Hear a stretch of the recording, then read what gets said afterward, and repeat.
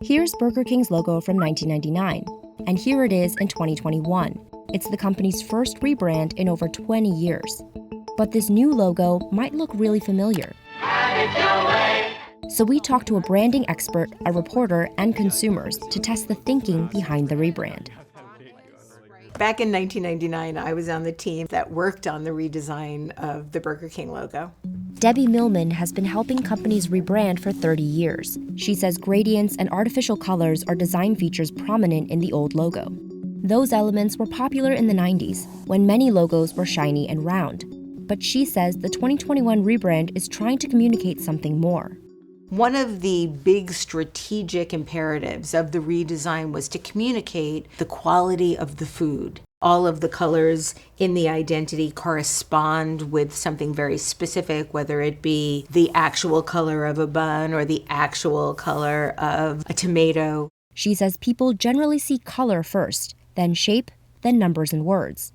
The new logo is not only designed to look like a burger, but it's also a perfectly proportioned shape that allows people to see all of the elements at the same time. She says this design fits with current logo trends. When you look at these three current logos, you see a certain flatness, you see a lack of shine. But Burger King says the new logo is meant to feel retro and nostalgic, as it was inspired by two of its previous logos. They want to be a more sustainable company. What better way to talk about sustainability than bringing back elements that you once used before in a reimagined way? While these logos may look similar, Millman says there are some key differences. The shape of this logo is very different. Here, they're out of proportion.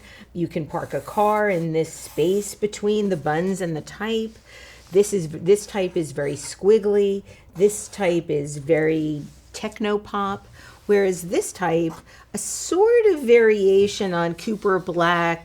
Burger King created this custom typeface called Flame, which is inspired by the shapes of its food.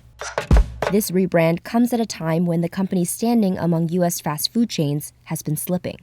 For decades, Burger King had been the number 2 burger chain by sales behind McDonald's. But in 2020, it dropped to 3rd behind Wendy's. And at the same time, McDonald's was really gaining shares. That has come at Burger King's expense.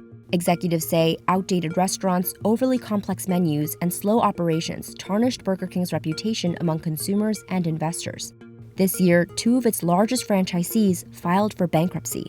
The company says it's set to close up to 400 U.S. locations by the end of the year. That is a big deal when your franchisees go bankrupt. That's not a great sign. In their bankruptcy filings, they have said that the huge rise in costs last year that a lot of restaurants experienced, so both in labor and commodities, was not offset by enough sales. So when Burger King rebranded in 2021, the goal was to have a simpler, less cluttered logo that goes back to their roots and really highlights the Whopper. Whopper, Whopper, Whopper. Burger King has done some reformulation of their products. They have tried to update the ingredients and to make them healthier. By September 2021, it had banned 120 artificial ingredients from its menus, including high fructose corn syrup and several food dyes.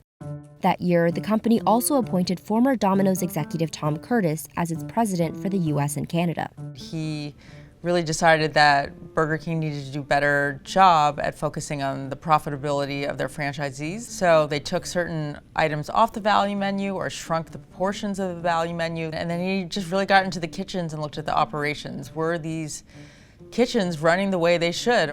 In 2022, Burger King announced it would invest $400 million to boost advertising over the next 2 years and update around 800 U.S. restaurants, which means new technology, new modern furnishings, new exteriors, or a whole new restaurant. But it's the franchisees who decide if and when they want to invest in these changes, which is why many locations still have the old logo. Even though Burger King's rebrand is still being rolled out, the company says its same-store sales have stabilized.